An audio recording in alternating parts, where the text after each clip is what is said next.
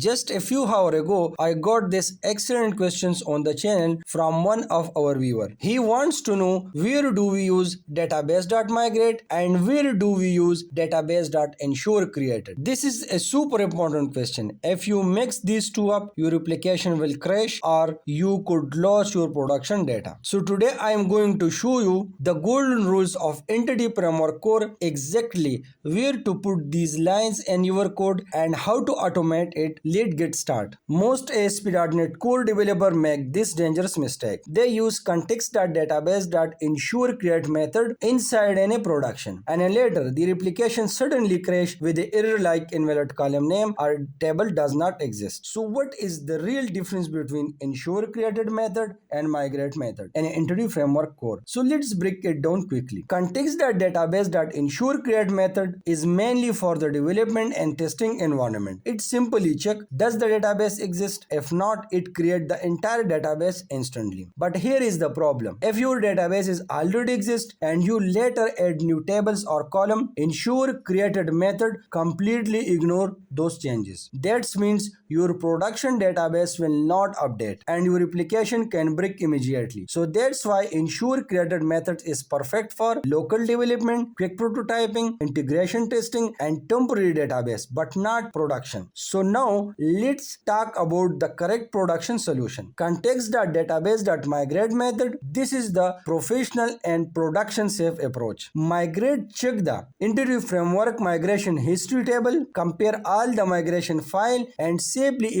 applies the pending schema updates without deleting existing data. So this means existing data stays safe, database evolves correctly, every change is tracked, development become reliable. So how to use these two methods? First, create the scope by using the using keyword, and then create the service, and then create the context, and then by using the if else condition, define here if the environment is development. If yes, then execute context.Database.EnsureCreated. Otherwise, if the environment is production, means this condition is false, so then execute the context.Database.Migrate. So remember these rules forever. EnsureCreate is for the development and migrate for the production. If this video help you understand the Entity Framework Core migration clearly, make sure to like, subscribe, and follow the Code with Ilyasoft for more tutorials and real-world developer tips.